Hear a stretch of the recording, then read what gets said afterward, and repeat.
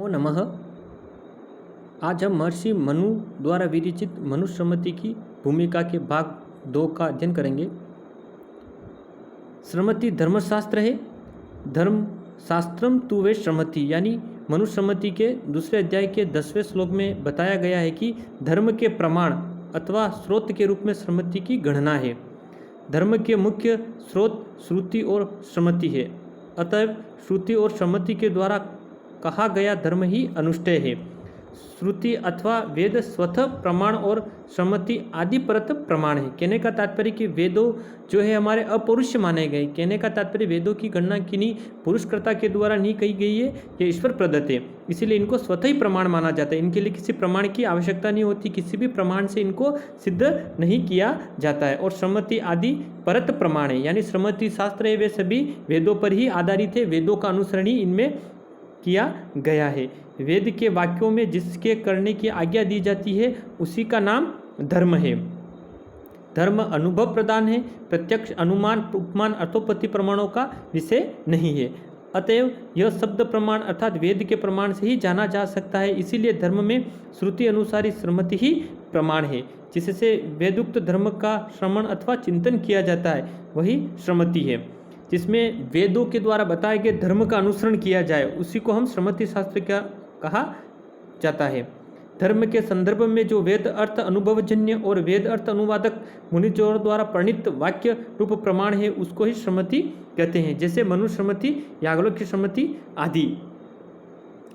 यद्यपि धर्मशास्त्र में सभी सूत्र ग्रंथ, श्रोत्र, ग्राह्य और धर्म, महाभारत, पुराण, मनु आदि की स्मृतियाँ समाविष्ट है, परंतु धीरे धीरे विशाल धर्मशास्त्र की सामग्रियों ने संग्रह अथवा संहिता का रूप धारण किया और वे स्मृति ग्रंथों के रूप में प्रसिद्ध हुई।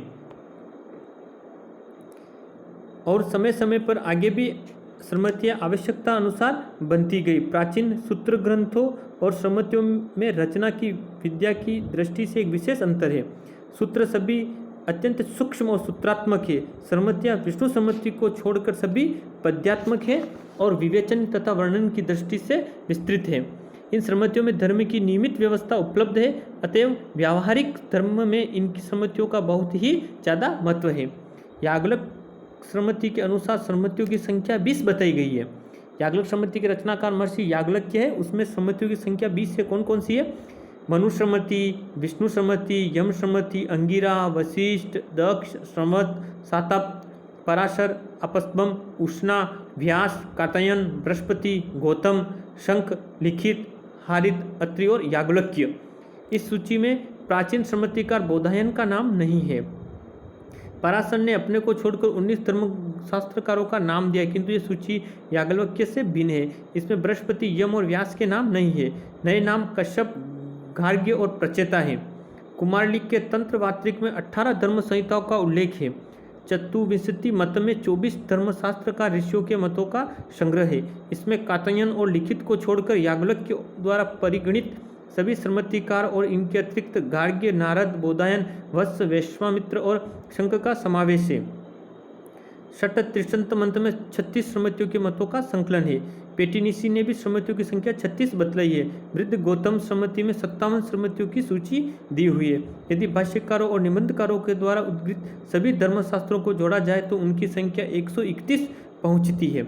इस तरह से मतानुसार 121 तक स्मृति की संख्या चली जाती है। इन स्मृतियों के रचना काल के संबंध में बहुत बड़ा मतभेद है।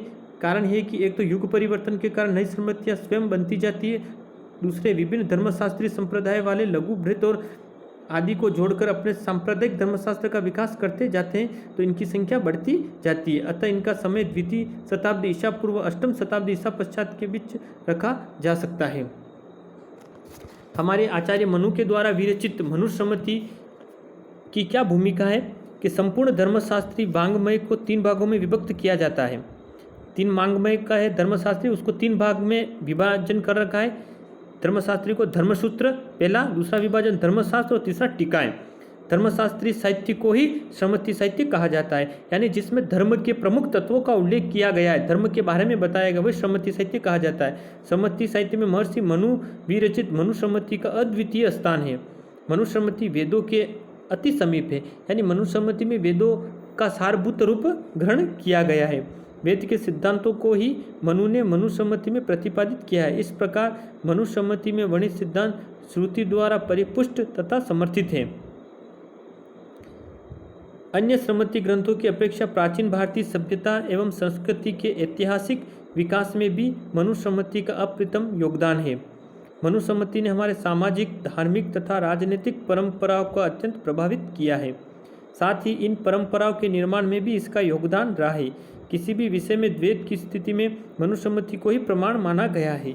समाज के प्रत्येक वर्ग के लिए यह श्रद्धास्पद रही है। अतः प्राचीन भारतीय समाज तथा आज भी अन्य स्मृतियों की अपेक्षा मनुस्मृति को सर्वोच्च स्थान प्राप्त है। मनुस्मृति में वर्ण आश्रम, आश्रम धर्म, गुण धर्म, निमित्त धर्म, राज धर्म तथा सामान्य धर्म का सांगोपांग विशुद्ध रूप से विवेचन प्रस्तुत किया गया है। साथ ही मोक्ष के साधनभूत वर्ण धर्मों का विस्तार पूर्वक विवेचन किया गया है। इसमें धर्म, अर्थ, काम तथा मोक्ष रूपी 4 पुरुषार्थ यानी पुरुषार्थ चतुष्टय का प्रतिपादन करते हुए प्रत्येक प्राणी के कल्याण का मार्ग प्रशस्त किया गया है। मनुस्मृति में आर्यों के धार्मिक नियमों से अभिहित आचार, यम, नियम, व्यवहार, गुण, धार्मिक क्रियाओं तथा सामाजिक सिद्धांतों का विस्तार पूर्वक सुंदर विवेचन किया गया है।